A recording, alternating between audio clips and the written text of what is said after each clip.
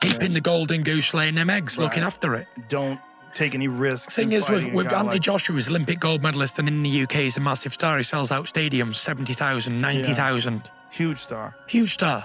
Say it's a win-win for Jake Paul is because, listen, if he wins, then he's beaten a former heavyweight boxing world champion, certainly one of the best heavyweights of his generation, and of course, a man that is way bigger than Jake Paul. Of course, it's a win.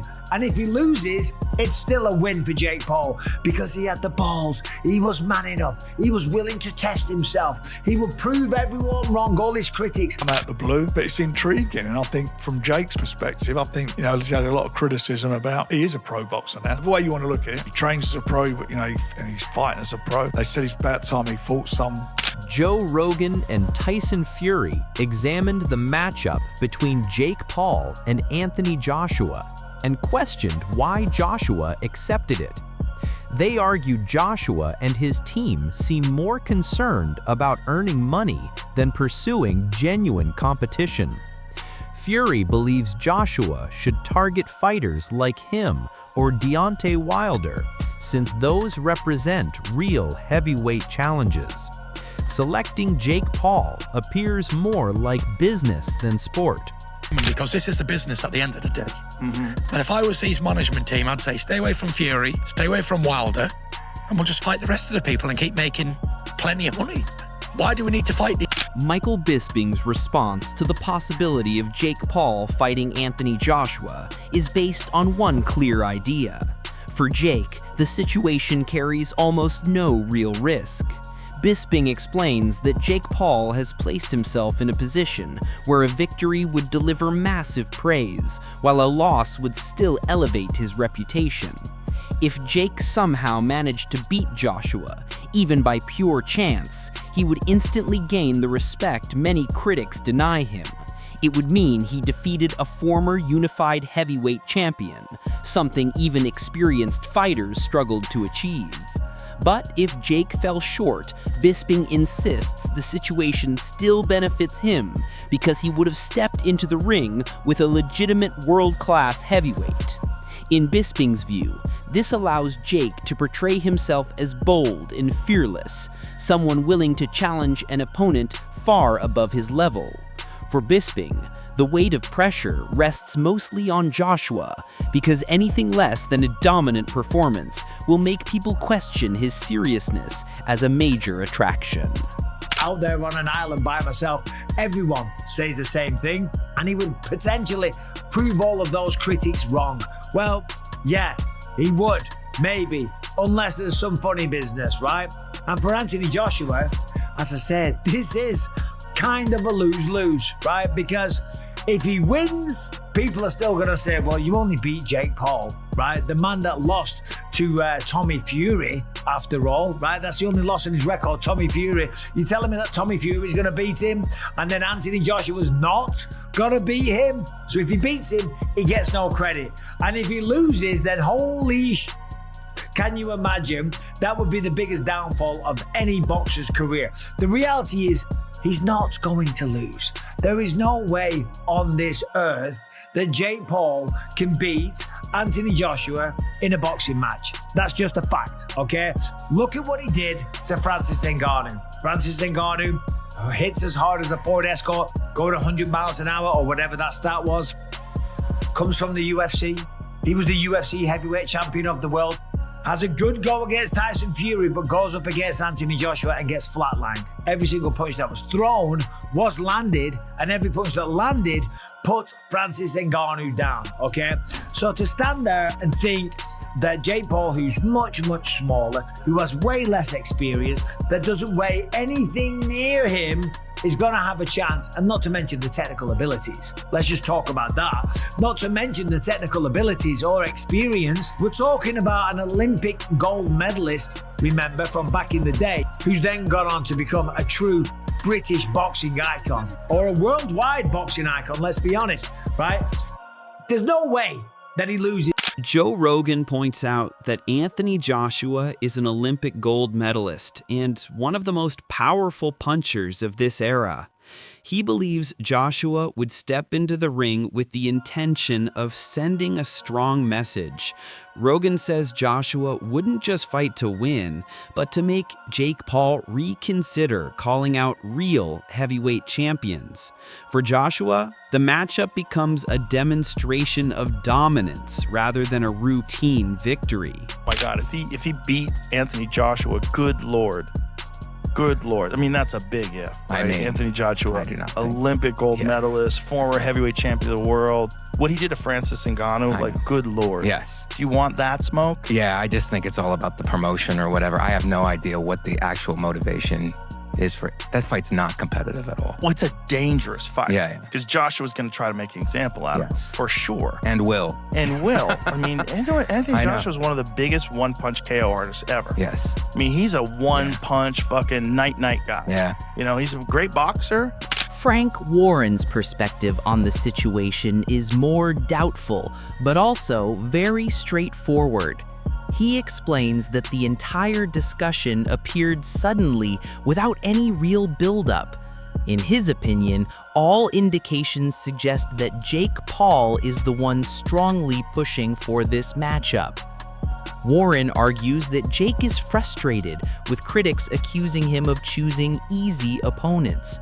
Whenever Jake faces someone smaller, older, or outside the sport, the backlash intensifies. Warren believes Jake now wants a fight that silences that criticism, and challenging Joshua is the quickest route. Warren also notes that most promoters never expected such an idea to surface, especially not from Jake's camp. The matchup sounds like a spectacle, yet Warren admits the YouTuber turned boxer seems intent on proving he is ready for a legitimate heavyweight challenge. Both. It's not a fight I even thought of. I mean, it's nothing to do with me to start with. I mean, it come out the blue, but it's intriguing. And I think from Jake's perspective, I think, he's had a lot of criticism about he is a pro boxer now. The way you want to look at it, he trains as a pro, but, and he's fighting as a pro. They said it's about time he fought some. I've seen some of the stuff, that been said. When's he going to fight someone? Well, he's gone from one extreme to the other. That's what he's doing. So if that fight happens, you've got to take your hat off to him. He got called out by Andre Ward, AJ.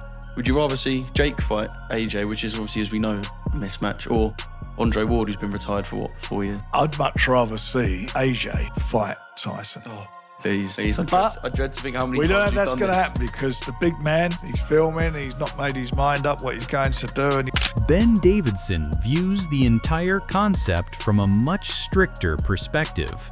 When he compares Jake Paul's chances against Anthony Joshua, he returns to Francis Ngannou's defeat to Joshua. Davidson notes that Ngannou, a far larger and more natural heavyweight than Jake, could not withstand Joshua's power. He describes how quickly Joshua dismantled Ngannou, emphasizing that the difference between elite heavyweights and crossover fighters is simply too vast. If Ngannou, known for enormous strength and devastating knockout ability, could not remain standing for long, then Davidson believes there is no meaningful debate to have regarding Jake Paul. He says everyone already understands how a matchup with Joshua would realistically unfold. Davidson insists his intention is not to disrespect Jake, but to illustrate how unrealistic the entire scenario becomes when judged by authentic heavyweight standards. Such comparisons make the outcome even clearer for observers. In terms of fight, Francis Ngannou is one of the most durable men on the planet. And look at what happened there. I don't think it's good for boxing, if I'm honest. I was about to ask, obviously, if we were to see that fight, AJ would be a heavy favourite with, I'd imagine, 99.9999% of the sport. How quickly would you expect to see Anthony Joshua get the job done against Jake Paul? He could go in and do what he wanted. He could play with him if he wanted to. But Spencer Oliver examines the topic from a completely different perspective while discussing it with a panel of analysts. He believes there is a symbolic aspect to the situation.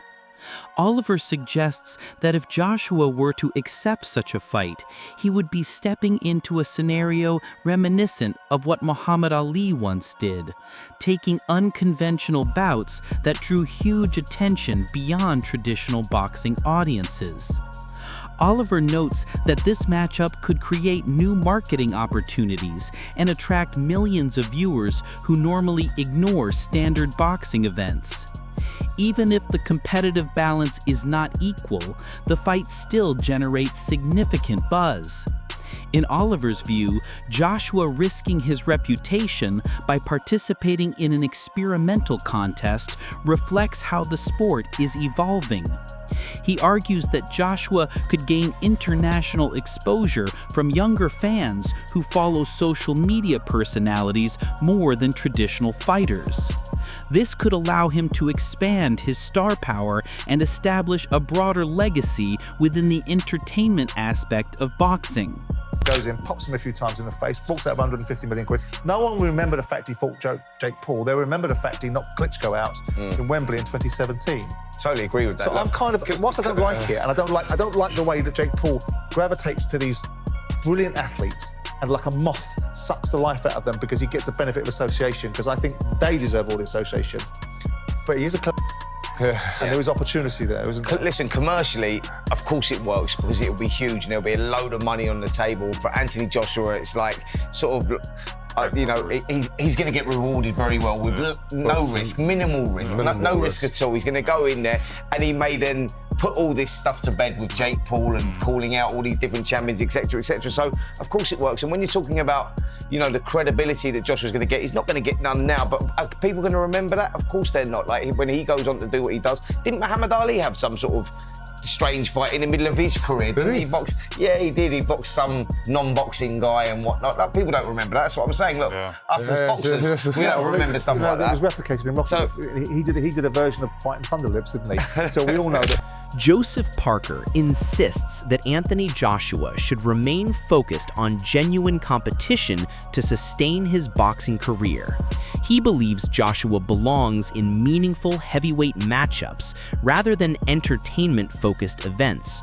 Parker argues that facing social media influencers adds nothing to Joshua's legacy, and that only true contenders provide the challenge necessary to keep him relevant and respected within the sport. Jake has said that he's interested in doing Anthony Joshua versus Jake Paul. Let's talk about fights that make sense. Jake Paul's doing whatever Jake Paul does. If Joshua's serious about wanting to stay in boxing, then fight good, real fights, if that's what you want to do. I mean, if you want to go down this other road and do this, then that's by all means do it, but it's a different journey and it's a different pathway. I think as fighters who've been in the game for a long time, I want real fights. If I was given the opportunity to fight Jake Paul, would I take it? No. Not even for the money, no. No, like, I want to be champion of the world. That's my goal. Chael Sonnen, however, remains unconvinced that any of this is real. He cautions that the public has rushed into discussing a fight that no officials have officially confirmed. Sonnen emphasizes that Joshua has carried British boxing for nearly 2 decades, building a reputation based on discipline, professionalism, and integrity. To him, the idea that Joshua would suddenly risk all of that to face Jake Paul seems questionable. Sonnen warns that if Joshua truly accepted such a matchup, many lifelong fans might lose respect for him. He believes the sport has given Joshua too much honor to gamble it on a spectacle. Sonnen also points out that Jake Paul's team has yet to issue any concrete statement confirming serious negotiations, and nothing official has come from promoters or the fighters themselves. Sonnen considers this entire discussion little more than a rumor that escalated out of proportion. Done, right? Isn't that what we're all told? And I had reached out to Jake directly, but he didn't get back to me. I did get a response, but it was like, you know the response where somebody's like buying some time, or they just want to acknowledge, like they give you a receipt. I'm in receipt of your text message. They can give you an emoji, or something like this, or sometimes there's even the automatic. I'm trying to remember what I got, but you can get like the automatic, I'll call you later. You know those? So even though I had said, hey, I'm looking for a confirmation of this fight, and he did respond, as I reflect back on that, it's like, well, he didn't respond confirming the fight. So who did confirm the fight? So I went to Helwani, and Helwani thought that it was confirmed, but he was a little lighter in the language than what I thought I remember hearing. And there's a number of boxing guys just saying, hey, that's not gonna happen. And they had a few details, one of which was being Florida. And the Florida Commission would probably be open to something like this, particularly under the clause of exhibition, and then we'd all have to kind of hear, well, what are those rules and what are those stipulations?